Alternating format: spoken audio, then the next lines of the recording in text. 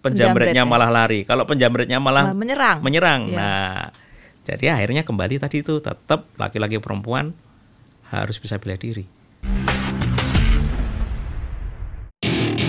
Welcome to my party, we're just getting started. A life is a dream or a nightmare scarring. Hand me a drink cause I think I'm going all in. Get me a shrink who can catch me when I'm falling. Cover up my scars, flip the handlebars. Crashing in my car, wake up in a bar. I'll be a superstar, just on my avatar. This world is so bizarre, empty out the reservoir. Yeah, I'm taking 6 shots, yeah, straight to the face. And I wanna get lost, I'm sick of this place. Don't know how to stop when I'm feeling this way. So I'm taking 6 shots till I'm feeling okay. I think I'm going crazy, don't think I'll get home safe. So I'm taking 6 shots, all straight to the face. I'm taking 6 shots, are you coming with me? I'm taking 6 shots, yeah, straight to the face. And I wanna get lost, I'm sick of this place. Don't know how to stop when I'm feeling this way. Halo pendengar setia Kartika Podcast TNI Angkatan Darat dari Sabang sampai Merauke. Kembali lagi bersama saya, Letda CAJ Kuat Kiki. Hari ini kita akan merambah dunia bela diri taktis militer bersama seorang ahli yang telah mengukir jejaknya dalam melatih prajurit menuju kesiapan tempur. Telah hadir bersama kita Mas Eka Aris Wartanto. Kasih tepuk tangan yang meriah. Ini saya sapa dengan Mas Aris aja ya, biar agak lebih akrab gitu kita. Oke. Mas Aris, apa kabar? Baik, apa kabar Mbak Kiki? Alhamdulillah saya baik. Aduh, saya disapa. Aduh, senang banget. Mas Aris, belakangan ini kan prajurit TNI mulai berlatih bela diri taktis. Kemudian awal mula nih, saya mau tahu nih, awal mula keterlibatan Mas Aris mengenal teman-teman dari militer ini bagaimana? Boleh tuh di-sharing ceritanya? Awal mulanya? Boleh. Okay. Awalnya dulu saya melatih hanya di instansi sipil saja. Kemudian kami punya formula khusus untuk dilatihkan ke militer. Nah, salah satu teman kami berusaha untuk mengenalkan di satuannya. Waktu itu kami kenal dengan Pak Febi, Pak Febi Adrianto. Kemudian dilatihkan di satuannya. Ketika dilatihkan ternyata anggota tertarik untuk berlatih. Kemudian efeknya juga lumayan signifikan. Lalu berkembanglah ke teman-teman litingnya. Hingga sekarang menjadi banyak yang berlatih. Berarti itu obrolan dari teman ke teman ya? Iya, betul. Awal mulanya dari teman, memang teman dekatnya Mas Aris gitu ya, yang kebetulan juga seorang militer. Jadi berkembanglah Mas Aris bergabung di dunia militer gitu ya. Betul. Oh iya, seperti itu. Kemudian Mas Aris, dari pengalaman pribadi Mas Aris, atau momen-momen Mas Aris itu yang menginspirasi dalam mengembangkan keterampilan bela diri taktis ini di TNI Angkatan Darat ini apa? Yang pertama, saya ini anak tentara. Tapi saya tidak bisa mengikuti jejak orang tua saya sebagai tentara. Ini tidak yang bisa saya lakukan. Nah, kenapa muncul teknik bela diri militer ini? Karena saya membuat formula bela diri itu disesuaikan dengan sasarannya. Kalau kita mau melatih laki-laki seperti apa, melatih perempuan seperti apa, sipil seperti apa, militer seperti apa, tentunya semua harus diuji coba, tidak bisa sekedar asal membuat. Setelah kita buat tekniknya, harus kita uji cobakan. Nah, uji cobanya juga harus di tempat yang sesuai, tidak bisa kita melatihkan bela diri militer ke sipil, karena bukan peruntukannya. Tentunya konsekuensi bahayanya juga berbeda, sehingga harus sesuai dengan sasaran latihan tadi. Oh, seperti itu. Tadi saya dengar Mas Aris bilang kan dari keluarga militer ya. Kalau boleh tahu orang tuanya dinas di mana dulu? Dulu dinas di Armet 11 Kostrad. Gitu. Kemudian pindah ke yang sekarang Men 2, resimen. Men Armet 2 sekarang. Iya. Tapi memang kalau memang keluarga Basarnas dari militer itu ada aja cara untuk gabung lagi dengan militer gitu ya. Kan nggak menutup. Saya juga nggak nyangka nih bisa gabung di dunia militer ini, melatih prajurit TNI Angkatan Darat gitu ya Mas ya. Iya, saya sangat nggak nyangka. Nggak nyangka kan? Tahu-tahu loh, kok saya sampai sini lagi. Oh gitu. Tapi udah nggak asing dong, karena kan memang keluarga Mas Aris kan orang tua militer, tapi udah nggak asing dong dengan dunia militer pastinya ya. Sudah tidak asing. Ya, jadi udah nggak grogi gitu ya? Sudah tidak. Oh iya. Tidak ada ketakutan ketika masuk pertama kali juga, karena kita sudah terbiasa di asrama kan. Oh ya, berarti tinggal di asrama ya? Iya, tinggal di asrama. Iya, benar. Oke, Mas Aris ternyata keluarga besar TNI Angkatan Darat juga, Masya Allah. Oke, Mas Aris, saya boleh nanya lagi nih ya. Pertanyaannya saya yang berikutnya itu, ini kan bela diri taktis ya. Jenis bela diri ini murni Mas Aris ciptakan sendiri atau mengadopsi dari jenis bela diri yang lain, gimana itu? Apa memang ini memang ciptaan saya gitu loh? Saya sudah tidak meniru-meniru gitu. Gimana? Awal mulanya begini. Bela diri yang dulu saya tekuni itu semuanya berbasis kompetisi. Iya. Nah, ketika dalam satu perguruan atau satu klub ada 100 orang, kemudian diambil setiap kelasnya ada satu atlet. Ibaratnya kita punya 3 kelas, berarti kan kita punya 3 atlet itu. Lalu sisanya yang banyak ini mau kemana? Tidak ada yang mewadahi. Maka harus ada wadah, yaitu bela diri yang non kompetisi. Oh iya. Nah, yang pertama di situ. Kemudian setelah terbentuk yang non kompetisi ini tidak ada targetnya. Beda dengan di pertandingan. Kalau pertandingan targetnya sudah jelas juara. Tapi yang ini tidak. Targetnya kemana? Ya kita bisa survive. Oh iya. Nah, untuk membuat bela diri taktis ini, saya dulu menemukan banyak kendala. Yang pertama, teman-teman saya yang praktisi bela diri sudah bilang, terus kamu boleh bikin bela diri, tapi jangan ngambil pasar kami. Oh iya. Maka saya tidak mengambil pasar kompetisi, saya ambil non kompetisi yang tidak banyak pesaingnya. Kemudian yang kedua, teman-teman bermain di 1 lawan 1 tangan kosong, saya bermain di 1 lawan banyak bersenjata. Karena realita di lapangan, musuh kita itu kalau nggak bawa kawan, bawa gaman itu sajam. Oh iya, ya kan? Pasti. Ya. Jadi kemungkinannya 2 itu, apalagi yang berhubungan dengan tentara. Semua masyarakat sipil taunya semua tentara itu jago nembak, jago bela diri. Bukan bisa, jago nembak, jago bela diri. Otomatis ketika seorang sipil akan menghadapi tentara, tidak mungkin tanpa persiapan, karena mereka tahu yang dihadapi adalah orang terlatih. Benar. Otomatis mereka akan bawa 2 tadi itu. Kalau nggak bawa kawan, bawa senjata tajam. Maka kasus yang sering terjadi penyerangan pada TNI itu kan jarang yang perkelahian 1 lawan 1. Kebanyakan pengeroyokan, pembacokan, penusukan. Ya karena 2 faktor tadi itu. Nah, dengan berbekal tadi itu, saya berusaha untuk meramu bela diri yang sesuai dengan kebutuhan saat ini. Karena bela diri yang sudah ada itu kan diciptakan di masa lalu. Peruntukannya juga untuk masa lalu. Sementara kejahatan sekarang sudah berkembang. Zaman dahulu tidak ada perkelahian dalam ATM, sekarang ada. Zaman dahulu belum ada orang nodong di lift, sekarang ada. Karena zaman dulu belum ada eskalator, sekarang sudah ada. Nah, terus cara membuat bela diri bagaimana? Awalnya saya berusaha untuk belajar ke beberapa guru. Tapi mereka menyampaikan, kalau kamu pengen yang kayak gini, kamu harus belajar sekian tahun, harus sampai sekian sabuk dulu, baru bisa saya kasih. Nah, sementara lawan kita tidak menunggu kita siap. Lalu mau sampai kapan saya harus menunggu tua untuk saya bisa berkelahi. Akhirnya saya berusaha untuk meramu bela diri yang sudah ada. Tapi ketika kita aplikasikan ternyata sama saja nol, karena kita cuma dapat kulitnya saja, tidak bisa mendapat poinnya. Kemudian saya coba lagi muatannya lokal. Saya coba bela diri yang ada di Indonesia yang lokal-lokal, saya ambil baik-baiknya. Tapi juga sama saja.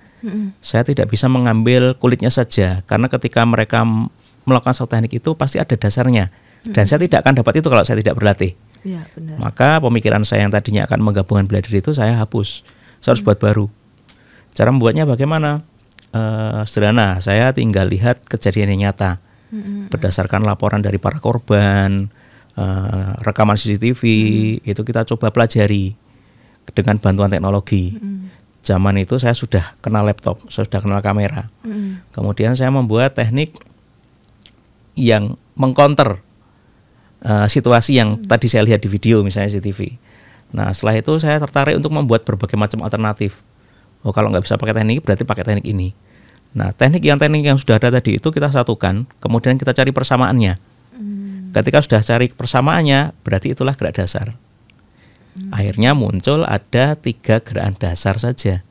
Apa hanya itu? nepis kiri, nepis kanan, hidungi kepala, selesai. Oh, hanya itu saja. Itu untuk bertahan. Nah, untuk menyerang tadinya kita pakai standar pukulan ini, tendangan ini dan lain-lain. Tapi seiring berjalannya waktu ini mempersulit anggota saya karena saya tidak suka ngapalkan. Saya juga tidak mau siswa saya itu ngapalkan. Artinya bagaimana? Kita tidak lagi menggunakan pukulan 1, 2, 3, 4, itu tidak. Kita gunakan alat serang. Alat serangnya apa? Telapak tangan dan siku. Cuma 2 saja. Itu apa alasannya menggunakan telapak tangan dengan Kan siku? lebih banyak variasinya. Oh iya. Kalau mukul kita hanya bisa pukul saja. Tapi tangan terbuka kita banyak variasi. Kita bisa cengkram, kita bisa tarik rambutnya, kita bisa colok mata dengan tangan terbuka. Dengan tangan terbuka tadi banyak manfaatnya ternyata ya daripada dengan mengepal. Oh iya. Dan lagi pula kalau tangan terbuka kita alibinya lebih banyak. Bisa bilang, "Oh, saya cuma angkat tangan kena hidung kok." Melindungi diri melindungi gitu ya. diri. Iya, tapi kalau misalnya saya mau dipukul nih, dia mukul saya nepis. Dia kan nggak mukul saya. Habis saya mukul balas, deng. Jadi saya yang melakukan pemukulan. Kita yang kena ya kan? Tapi tangan terbuka lebih banyak alasannya. Oh, seperti itu ya. Kemudian setelah itu dari sini sama sini, siku kenapa boleh? Siku juga masih bisa banyak elakannya waktu kita berargumen dibandingkan dengan saya mau mukul. Nah, lalu persamaannya tangan sama kaki apa? Ini di mana di kaki? Tumit. Ini di mana di kaki? Lutut. Jadi yang diapakan cuma 2. Tapi sebenarnya 4, 1, 2, 3, 4. Tapi kita ngiringnya 2 saja, ini sama ini. Di kaki sama enggak? Sama. Apa? Lutut sama tumit. Jadi siswa itu tidak banyak hafalan. Jadi memudahkan ya. Jadi mungkin dengan hal yang mudah itu orang yang sebelumnya tidak suka bela diri itu jadi suka gitu ya, karena praktis ternyata bela diri. Karena kan kita taunya kalau kita mau latihan bela diri nih ya Mas Aris ya, pasti kan orang-orang tuh cenderung belum latihan udah capek duluan dengan pemanasan gitu ya. Pasti kan orang berpikirannya kalau kita mau bela diri otomatis ada pemanasan, lari-lari dulu, belum lagi latihannya yang push up, sit up dulu. Tapi Mas Aris itu bisa membuat satu metode yang simple tapi memastikan lawan itu kena gitu ya, dengan hanya telapak tangan dan siku doang. Iya, Masya Allah Mas Aris. Kemudian saya mau nanya Mas Aris, Mas Aris ini kan sudah berkecimpung ini sudah lama, itu dari tahun berapa kalau saya boleh tahu? Kalau secara umumnya dari 2010 kita sudah menggagas. 2010 itu di kota mana? Di Jogja. Oh, di Jogja. Sebenarnya udah saya coba mulai buka privat tapi sepi karena kan kotanya kecil. Oh di ya, sebelumnya di Magelang ya. Nah, ketika di Jogja ternyata peminatnya banyak gitu. Terus 2013 itu sudah mulai agak rame, bahkan banyaknya siswa saya dari luar. Oh, dari luar itu maksudnya luar negeri? Dari luar negeri. Luar negeri. Bahkan cabang saya pertama itu di Australia. Bukan di Indonesia.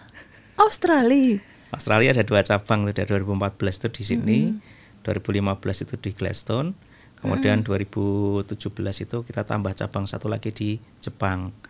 Tapi yang di Jepang ini hanya berani privat, dia belum berani buka kelas. Karena terkait pekerjaannya tidak bisa ditata. Oh, seperti itu. Ya, tidak bisa dijadwalkan. Saya harus melatih hari Senin sama Kamis saya nggak bisa. Jadi ambilnya private. Oh ya, Mas Aris berarti memang membuka private juga ya sebelum memang fokus bergabung di TNI Angkatan Darat ini ya, bela diri taktis militer Angkatan Darat ini. Berarti sebelumnya sudah banyak dong pengalaman Mas Aris.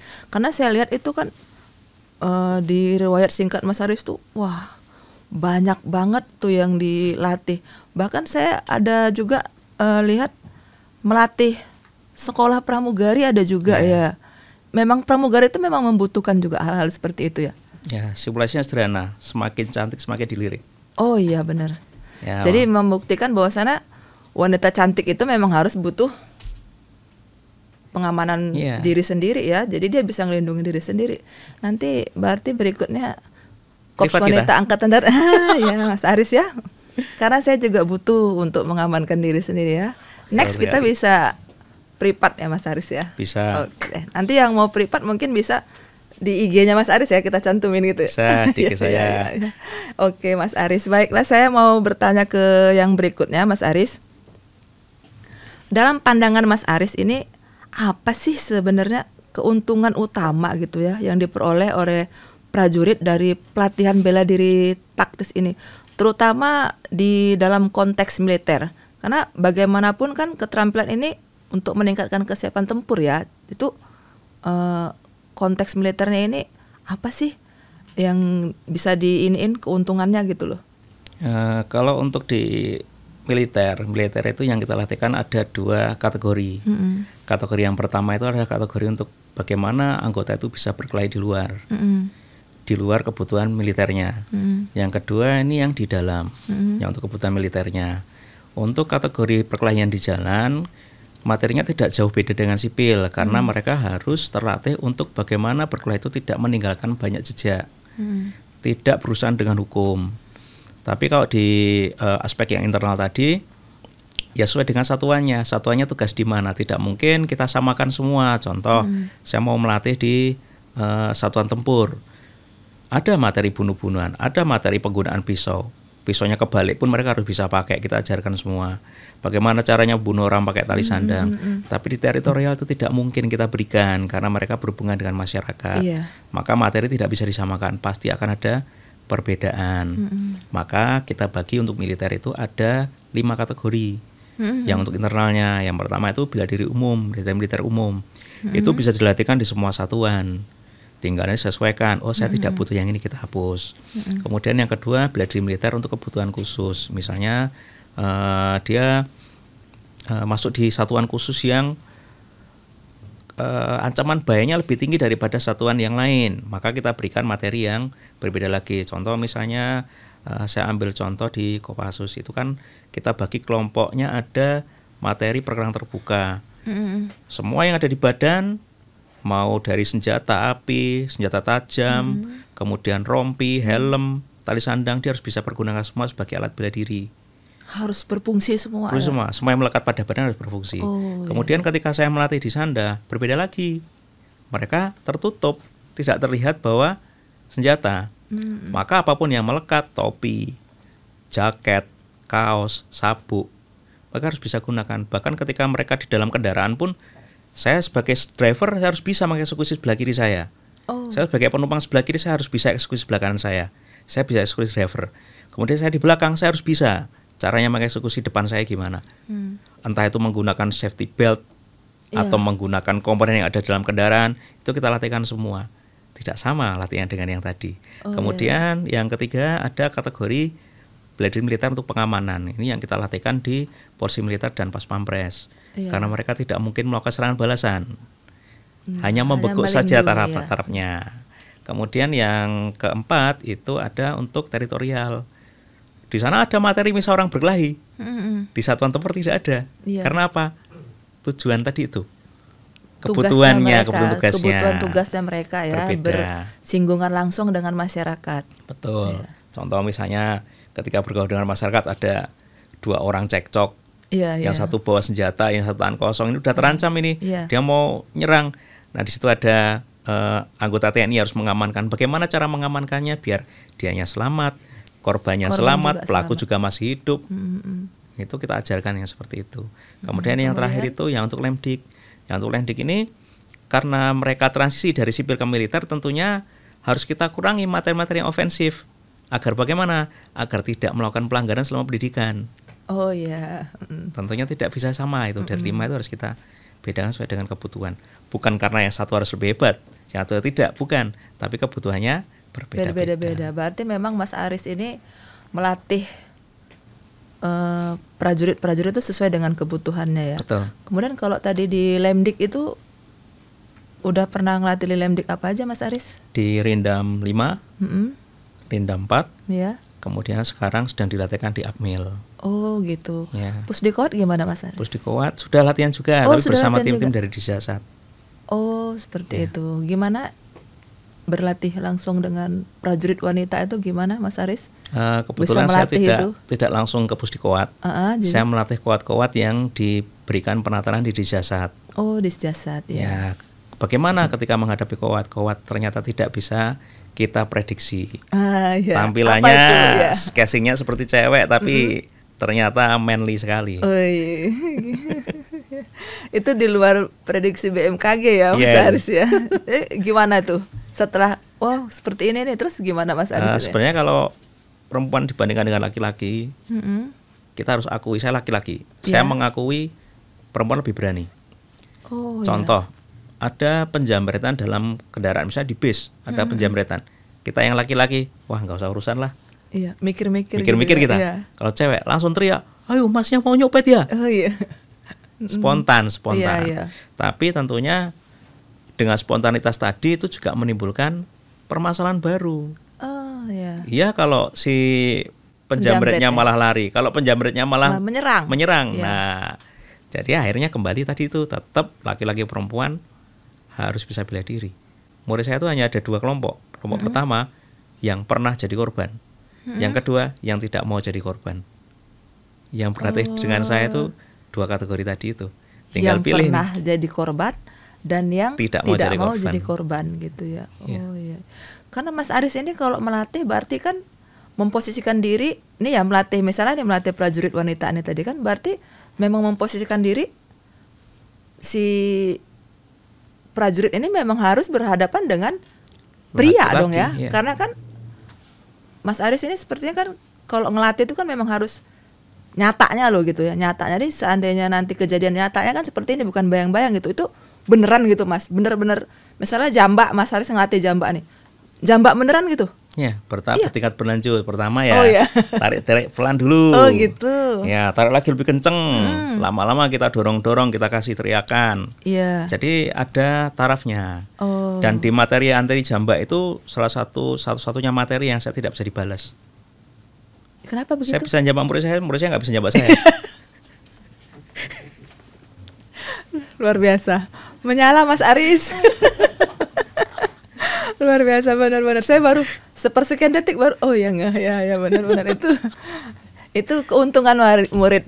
Kerugian murid Mas Aris berarti ya. Karena murid ada jambak tapi nggak bisa jambak suhunya ya. Iya, kalau mukul dia bisa balas, kalau jambak nggak bisa. Oh, iya, benar Mas Aris. Benar. Luar biasa. Jadi itu tadi ya Mas Aris ya, keuntungan tadi ya, ada 5 tadi ya kriteria yang memang Mas Aris latihkan itu sesuai dengan kategorinya ya. Enggak, memang melatihnya itu sesuai dengan kebutuhan. Ya. Pasukan ini kebutuhannya seperti ini, yang ini seperti ini gitu ya. Saya kira memang ada patokannya gitu, memang harus Mas Aris itu harus ngelatih seperti ini gitu, berarti nggak ada ya, memang sesuai kebutuhan gitu ya. Betul, jadi kita berikan bukan yang kita sukai, yang kita berikan adalah yang murid kita butuhkan. Oh ya. Tidak bisa pelatih itu harus egois, nggak bisa. Kita suka perlain pisau, tapi ketika mau melatih teritorial ya tidak bisa kita berikan materi itu. Iya benar, malah membahayakan ya. Jadi memang Mas Aris ini memberikan pelajaran itu sesuai dengan yang mereka inginkan berarti kan? Betul. Itu berarti request gitu. Kalau belum punya gambaran, biasanya mereka tidak pernah request. Iya. Tapi kalau sudah punya gambaran, yang sudah pernah latihan sekali 2 kali, pasti mereka akan memberikan request. Saya minta materi yang ini dong, bisa nggak? Benar. Iya. Terus saya mau nanya nih sama Mas Aris, kira-kira untuk personil di Spenat ini ya, materi seperti apa yang bisa Mas Aris berikan untuk kami prajurit Dinas Penerangan Angkatan Darat dalam bertugas nih ya. Karena kan kita tuh bertugas itu pasti kami itu bertugas nih dengan membawa kamera, kemudian kami itu bertugas itu misalnya kan pasti nih dalam suatu kegiatan kan membutuhkan kameramen, fotografer gitu kan nggak nutup kemungkinan kami juga mendapatkan ancaman, efek dari liputan yang akan kami ambil gitu. Jadi gimana nih kalau untuk orang-orang penerangan ini, materi apa yang bisa kami terima dari Mas Aris? Untuk penerangan, untuk semuanya sebenarnya bela diri itu tidak harus dalam bentuk kotak fisik. Mukul, gimana tuh? Nendang. Contoh misalnya begini Mbak, saya tanya kalau di rumah, naruh kunci mobil di mana? Di kunci mobil? Ya. Digantung di sebelah pintu. Sebelah pintu. Oh iya. Jauh nggak dari tempat tidur? Jauh. Itu Mbak Kiki seperti itu. Kalau saya akan sarankan naruh kunci mobil di sebelah tempat tidur kita. Kenapa begitu? Ketika ada gangguan di luar yang kita tidak mengenal, ada orang asing berusaha masuk rumah, saya bisa bunyikan kunci mobil tadi, alarmnya. Ketika alarm bunyi, maling pasti panik. Masyarakat di sekitar kita juga pasti akan tergoda untuk melihat ada apa itu. Ada apa? Bertanya-tanya ya, penasaran. Itu salah satu aspek bela diri yang non fisik. Oh, jadi kalau Untuk kami ini gimana? Nah, untuk teman-teman di Spenat yang harus dilatihkan adalah yang pertama merubah mindset dulu, bahwa bela diri ini tidak memandang profesi kita apa, tidak memandang bahwa saya bekerjanya di mana. Karena yang namanya ancaman tidak akan mengarah ke situ, tidak akan tanya mau kerja di bagian mana. Oh berarti nggak usah seseran nih, nggak bisa bela diri, nggak bisa. Nah, yang kita olah adalah bagaimana menyelamatkan dirinya di jalan. Berangkat tugas di jalan ada apa-apa kita tidak mengharap, tapi kalau misalnya ada apa-apa harus siap. Nah, yang harus dilatihkan apa? Utamanya adalah yang pertama itu antisipasi senjata tajam. Berarti kami itu memang harus antisipasi dengan benda-benda tajam. Betul. Kalau ada ancaman. Kalau mereka nggak menggunakan benda tajam, Mas Aris? Lebih mudah lagi. Oh gitu. Gimana itu? Mungkin ada jurus-jurus tertentu yang bisa kami dapat. Ada. Jurus dasar aja gitu. Yang paling dasar sebenarnya melindungi kepala. Kenapa? Walaupun lawan kita tahu kalau menendang ke area kemaluan itu sudah menimbulkan cedera, tapi mereka jarang melakukan. Pasti akan dipukul kepalanya. Nah, kalau kita udah kena pukul kepala, udah dapat pusing, ya mau balas susah. Jadi bagaimana caranya? Kita tetap mengangkat tangan seperti ini. Ketika lawan bergerak mendekat, umumnya orang nggak bisa bela diri itu kan ngawur mukulnya gini, bukan seperti ini, tapi ngawur dia. Nah, daripada kita mikir ini mau kanan atau kiri, saya nggak tahu ini. Dia mau mukul ke arah mana saya nggak tahu. Akhirnya begitu tangan udah diangkat, kita langsung lindungi kepala kita, cengkeram kepala kita. Sikut ini tabrakkan ke badan lawan, apapun yang bisa kita jangkau, dada, ulu hati, dagu, hidung, jakun, sini, terserah apapun itu yang ada di area depan kita. Nah, kenapa seperti itu? Kalau pukulannya kanan kita harus nangkis pakai tangan kiri, pukulannya kiri harus pakai tangan kanan. Kita nggak punya cukup waktu untuk berpikir. Gampangannya udah langsung tabrak bagian badan aja.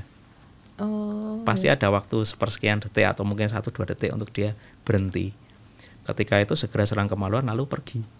Kabur ya. Biar nggak ada masalah. Iya benar. Yang penting kita menyelamatkan diri aja gitu ya, daripada menimbulkan hal-hal yang lebih lanjut ya Mas Aris ya. Betul. Dan harus memaksimalkan penggunaan semua benda yang ada di badan.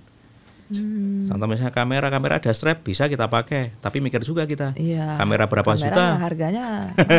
Saya juga videografer, jadi saya tahu harga kamera. Oh gitu. Oh iya. Mas Aris kan juga selain melatih juga mendokumentasikan sendiri ya kegiatan-kegiatan yang Mas Aris latih tadi ya. Betul. Jadi Mas Aris paham bener dong ya. Itu termasuk salah satu contoh untuk mempromosikan. Oh iya. Tidak harus saya yang memposting. Ketika saya melatih privat misalnya, saya video. Yang di video tadi saya kirimi hasilnya. Pasti dong dia pengen menunjukkan ke teman-temannya, saya habis latihan loh ini. Gitu kan. Dia buat status lah, dia buat postingan di Instagram atau di Facebook. Orang lain nonton ini, tuh kamu latihan di mana bisa kayak gitu? Cari aja nih, Mas Aris saya kasih nomornya. Datang orang baru, latihan, dapat relasi baru, murid baru ya. Begitu terus seperti itu. Walaupun saya nggak posting pun tetap mereka akan datang karena mereka melihat dari orang lain. Itu lebih murah daripada kita harus pasang baliho. Iya, benar. Dan itu yang menjadi kendala para pelatih bela diri. Mereka jarang sekali mendokumentasikan latihannya. Oh, seperti itu. Ya. Nah, kenapa di tempat kami ada dokumentasi? Yang pertama itu untuk memberikan support lagi ke siswanya. Biar dia semangat latihan. Ketika dia udah lama nggak latihan, video itu kita munculkan lagi dengan editan yang baru. Nanti biar kita kirimi, dia pasti nulis, Mas kangen pengen latihan lagi. Ya yuk, latihan lagi dia. Terus selain itu kita buat evaluasi, karena teknik kita itu bukan teknik yang terbaik. Dan ketika kita memposting di media sosial, orang itu pasti akan berusaha untuk meniru ataupun mematahkan teknik kita. Iya, benar. Nah, pentingnya dokumentasi adalah kita mencari kelemahan teknik kita untuk kita perbaiki. Maka latihan di bela diri taktis ini berkembang. Yang sekarang sudah latihan, daripada keadaan 5 tahun yang latihan, tekniknya udah berbeda. Beda ya. Karena apa? Ada evaluasi tadi. Tapi yang tidak berubah apa? Gerak dasarnya. Gerak dasar dari tadi dulu ya. Sampai sekarang nggak pernah berubah. Dengan ini itu tidak berubah. Tidak berubah. Hanya dengan telapak tangan dan siku aja ya. Oke, Mas Aris, menarik sekali. Ini saya mau nanya lagi, Mas Aris. Setelah sekian lama tadi itu kan sudah banyak nih pastinya satuan di TNI Angkatan Darat yang Mas Aris ajarkan seni bela diri taktis ini ya. Kemudian pasti dong kalau ngelatih itu adalah hambatannya ya Mas Aris kan. Yang Mas Aris hadapin itu hambatan apa sih yang sering Mas Aris temukan dalam proses melatih tersebut? Yang paling utama sebenarnya mengubah konsep bertahan sama menyerangnya mereka. Karena umumnya orang-orang di militer, mereka banyak yang punya basic bela diri dan kadang tidak main-main, bukan di tingkat dasar tapi bisa yang tingkat yang lebih tinggi. Sehingga ketika melatih mereka harus memproses hal yang baru. Nah itu yang sering menjadi permasalahan. Tapi lebih mudah ngelatih yang nggak punya basic bela diri sebenarnya. Karena tidak ada main blockingnya. Begitu kita bilang, ayo latihan bela diri, berdiri, otomatis semua akan melakukan kuda-kuda yang udah punya basic. Sementara di statis kita tidak menggunakan kuda-kuda. Oh gitu. Ya. Tidak kita menggunakan... harus berdiri stabil terus. Secara dinamis. Maka kami sering membohongi siswa. Bohonginya bagaimana? Kita nggak minta mereka lari. Tapi kita buat permainan yang membuat mereka mau nggak mau lari. Contoh, kucing-kucingan sudah pernah dulu waktu masih kecil. Ya. Nah, kan tangan kosong kan itu, kita pakai pemukul. Gimana caranya biar dia gak dipukul? Pasti akan lari. Benar. Dan sekaligus selain dia lari, dia juga akan melatih footworknya. Pola langkahnya akan terlatih secara dinamis. Tidak perlu kita buat, ayo bergerak berulang sampai 100 kali, tidak perlu. Udah kita ajak main-main itu aja. Jadi makin senang mereka ya, sama bela diri gitu ya. Betul. Jadi yang pertama itu PR-nya, melatih di militer itu jangan membuat mereka jago dulu. Itu hambatan pertamanya ya. Buat senang dulu. Kalau udah senang nanti jagonya gampang. Tapi kalau kita obsesinya harus membuat mereka jago, otomatis proses latihannya akan lebih di pressure, lebih ditekan. Ketika lebih ditekan, mereka akan semakin berusaha untuk menolak. Karena ibaratnya kayak karet ya, kita tekan kan dia akan berusaha untuk muncul lagi. Jadi yang pertama harus kita lakukan untuk di militer itu harus membuat mereka senang dulu. Kalau sudah senang, mau diajak latihan model apapun pasti akan bisa diterima. Itu hambatannya tadi ya Mas Aris. Ada lagi gitu hambatan yang lain? Pasti banyak dong. Banyak. Saya harus mempelajari setiap satuan. Tidak bisa kita samakan. Contoh misalnya materi antisipasi perebutan senjata api. Untuk apa saya memberikan antisipasi perebutan pistol ketika satuan tersebut yang megang pistol hanya perwira? Ketika saya latih bintara dan tamtama otomatis lebih banyak menggunakan senapan sehingga saya harus menyesuaikan. Nah untuk itu saya butuh proses yang lama untuk belajar. Iya benar. Dari hal yang tadi Mas Aris jelaskan itu ada nggak pengalaman menariknya Mas Aris? Yang paling sering terjadi ini tanya-tanya tapi iseng. Nanya-nanya tapi iseng. Itu udah tahu jawaban kadang tanya. Ngetes ya. Ngetes berarti. Tapi ngetes suhu ya. Tapi itu sangat saya sukai. Kenapa? Karena taksi ini berkembang karena itu. Orang Indonesia tidak seperti orang Amerika sama negara lain. Orang Indonesia tuh mereka mengetes tuh tahu batasan. Dia hanya pengen tahu cocok nggak sih orang ini ngelatih saya. Benar. Tapi kalau orang luar negeri ngetesnya keterlaluan. Gitu. Mukul bener, ini bener. Ketika saya melatih bule, dari sekian banyak siswa itu paling hanya 10% saja yang tidak ngetes. Hanya 10% yang tidak ngetes Mas Aris? Semua ngetes. Murid saya yang Jepang itu dia udah bawa pisau latihan dari rumah. Sengaja, tapi terus terang bilang ke saya, besok saya mau ngetes boleh nggak? Boleh. Nah karena udah terbiasa dengan itu, maka saya cenderung lebih siap ketika melatih di TNI. Saya tidak perlu sampai terlalu ekstrim memberikan jawaban. Karena teman-teman di TNI itu sangat welcome. Sekalipun saya sipil, tinggi badan saya itu belum tentu lebih tinggi dari mereka yang paling pendek, tapi mereka sangat menghormati siapapun yang berada di depan. Jadi itu tidak menjadi sebuah kendala lagi. Jadi Mas Aris ini benar-benar diterima welcome ya, respect dari murid-murid Mas Aris di TNI Angkatan Darat ini luar biasa ke Mas Aris ya. Betul. Gitu ya. Jadi Mas Aris juga tambah happy gitu ya untuk ngelatih bela diri taktis ini tadi. Betul. Kemudian Mas Aris setelah banyak tadi itu pasti otomatis Mas Aris itu punya murid ya. Banyak pasti muridnya yang udah Mas Aris latih itu. Dari sekian banyak murid-murid yang Mas Aris latih itu apa pencapaian yang membuat Mas Aris itu bangga gitu sebagai seorang pelatih gitu? Kalau di kompetisi kita sudah jelas ketika dia jadi juara kita bangga. Tapi ini non kompetisi targetnya kan bagaimana mereka bisa survive dari ancaman. Kalau puncak sih belum ada sampai puncaknya, tapi kebanggaan saya tumbuh itu ketika siswa-siswa yang saya latih itu berhasil mempraktekkan bela dirinya untuk menyelamatkan diri. Ada gitu yang udah laporan ke Mas Aris gitu? Banyak. Oh yang iya. dapat penghargaan juga ada. Oh gitu. Iya. Ya. Dapat penghargaan itu ada, pernah masuk berita. Oh, Ada juga, terus ada juga yang di jalan, kemudian nemu orang mau nyopet. Jadi waktu itu kejadiannya saya melatih mereka sampai hari Jumat. Kemudian saya pulang, lalu hari Minggu kejadian. Ada penjamret mau jambret ibu-ibu yang ada di depan satuannya dia. Kemudian berhasil diantisipasi. Lalu WA saya, terima kasih pelatih, kemarin sudah bisa kami terapkan. Kemudian ada lagi dulu juga pernah saya ngelatih sampai hari Sabtu Minggu. Saya pulang, selang 1 hari kejadian. Ada anggota yang sedang dalam kendaraan, kemudian kendaraan itu berusaha dirampas. Ini anggota militer. Anggota TNI. militer TNI. Oh ya. Iya. Berusaha dirampas kendaraannya, kemudian berhasil mengatasi perampasan tadi. Luka ada, tapi dia selamat. Lawannya lebih luka lagi, lebih bawa belur lagi. Oh iya. Kemudian 2 hari setelah itu WA saya, terima kasih pelatih, kalau tidak mendapatkan materi yang kemarin, mungkin saya tidak tahu harus berbuat apa. Itu sudah kebanggaan bagi saya. Bermanfaat bagi mereka. Oh iya, karena memang sesungguhnya itu sebaik-baiknya manusia adalah manusia yang bermanfaat untuk orang lain gitu ya, Mas Aris ya. Tepat. Masya Allah, Mas Aris, Pak. Kemudian Mas Aris ini semakin menarik, ini saya semakin pengen bertanya-tanya lagi kalau ini. Dulu ada nggak keinginan Mas Aris untuk jadi anggota TNI? Tadi waktu kecil.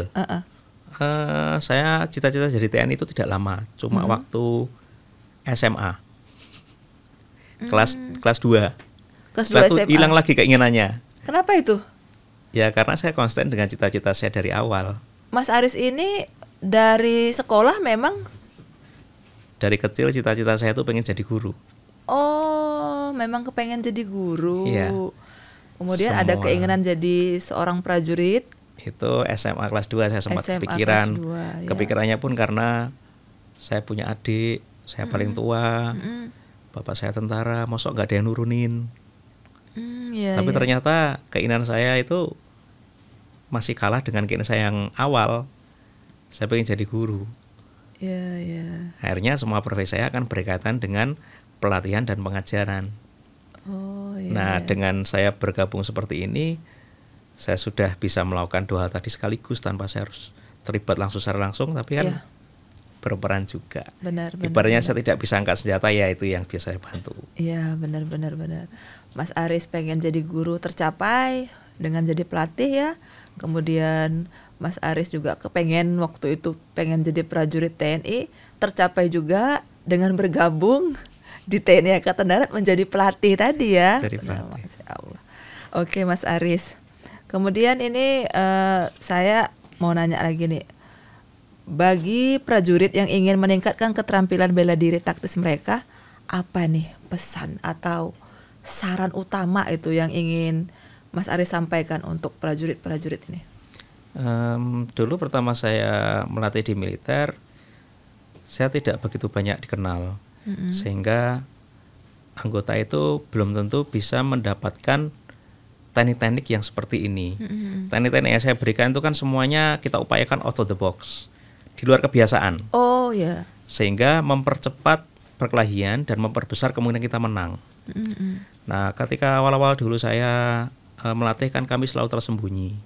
Oh, gitu. Ya, tidak terlihat. Bahkan teman-teman sipil saya mungkin juga nggak banyak yang tahu saya melatih di TNI. Oh, gitu. Nah, pertama kali kami mencuat tuh karena dulu waktu kami melatih di Pas Pampres, Pak Agus Subianto yang sekarang Panglima TNI itu menyarankan anggota untuk berlatih ini. Tetap berlatih dengan berdirinya masing-masing, tapi ditambah dengan ini. Nah, ketika sudah ada penambahan seperti ini, jadi kan anggota tidak berpikir untuk saya harus ganti-ganti bela diri. Saya masih bisa berlatih dengan bela diri saya, tapi saya juga bisa mendapatkan materi yang baru ini. Nah, terus bagaimana cara merawatnya? Cara merawatnya adalah peningkatan refleks. Refleksnya itu bisa kita dapatkan dengan cara yang sebenarnya mudah. tidak butuh waktu lama. Tapi karena kadang kita termindset dengan bela diri yang umum yang butuh 2 jam untuk latihan, butuh sabuk dan lain-lain, kita jadi terkungkung konsepnya dengan itu. Nah, caranya sebenarnya sederhana. Habis apel atau sebelum apel, mau tidur juga bisa. Terus jam istirahat lagi nganggur sama temannya main juga bisa. Yang utama itu yang kita reflekskan itu nepisnya. Bagaimana menepis serangan, melindungi kepala. Itu tidak butuh waktu lama dan kita bisa gunakan games. Games, apalagi udah dibantu dari pihak atasan kan benar-benar mensupport anggota untuk berlatih bela diri. Sehingga anggota akan lebih leluasa untuk berlatih. Nah, ketika berlatih itu lebih baik latihan 10 menit 1 hari, tapi konsisten, daripada kita latihan bela diri 2 jam dalam waktu misalnya 2 minggu sekali atau 1 minggu sekali. Karena apa? Karena jenuhnya cepat tuh kalau durasinya lama. Tapi kalau durasinya pendek kan nggak begitu jenuh, apalagi kita sambil main-main iya, refleksnya juga terbentuk. Setelah itu nanti di latihan yang rutin baru dibawa untuk materi yang lebih khusus. Kita membawa kenyataan dalam latihan. Nanti tidak bisa kita bawa latihan ke kenyataan.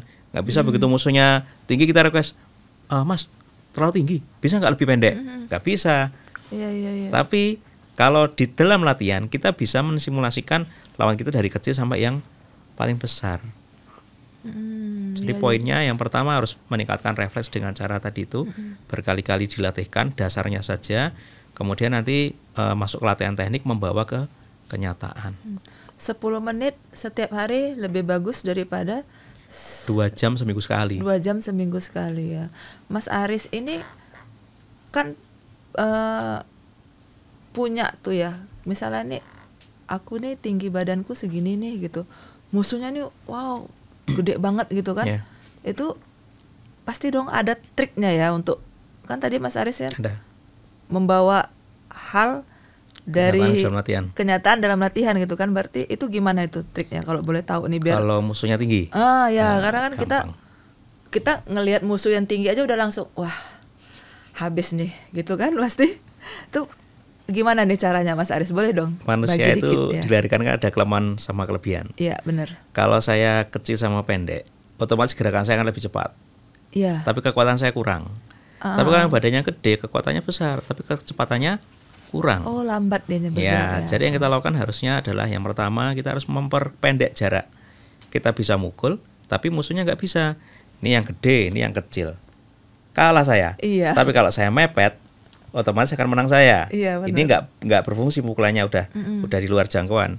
Kemudian kalau pohon tinggi, kita mau panjat pohonnya nggak bisa, misalnya nggak bisa panjat pohon. Lalu apa yang saya lakukan untuk mendapatkan buah? Saya tebang pohonnya. Oh. Sama, musuh lebih tinggi, kita harus buat dia lebih pendek dengan cara menebang. Caranya bagaimana? Lutut ke atas itu pastikan akan membuat dia lebih pendek kalau dia jatuh. Maka kita serang bagian bawah lututnya. Ketika dia sudah lebih pendek baru kita serang ke arah yang vital. Oh seperti itu, ya. Jadi kita nggak usah ciut dulu ya Mas Aris, walaupun musuhnya itu tinggi besar. Yang penting kita udah tahu tekniknya ya. Dan berlatih. Kalau tidak berlatih kita cuma bayangkan, oh iya ya musuhnya kalau tinggi caranya kayak dia gini. Begitu ketemu beneran, ya bingung kita. Kalau nggak pernah berlatih. Benar. Tapi kalau udah terbiasa berlatih, ya aman. Karena kita udah tahu hasil dari latihan bisa kita bawa ke dunia nyata. Gitu ya harus seperti itu. Ya, oke deh Mas Aris. Oke Mas Aris, pembicaraan kita hari ini benar-benar pembicaraan yang luar biasa. Saya juga senang bisa mendapatkan ilmu dan berbagi ilmu untuk seluruh pendengar setia Kartika Podcast. Sekali lagi Mas Aris, saya mengucapkan terima kasih atas obrolan berharga ini. Sama-sama. Kemudian bisa nanti kita di belakang ini ya Mas Aris ya, kita latihan simple gitu, dapat ilmu dari Mas Aris. Oke Mas Aris, saya mengucapkan terima kasih banyak atas waktu yang telah diluangkan. Sama-sama Mbak Gigi. Di hadir di Kartika Podcast dan berbagi ilmu dengan sahabat sahabat Kartika Podcast TNI Angkatan Darat yang menyaksikan acara kita pada hari ini. Baiklah, untuk seluruh pendengar setia Kartika Podcast TNI Angkatan Darat, demikianlah perbincangan saya dengan Mas Aris dalam bela diri taktis ya. Oke. Netralitas TNI, harga mati.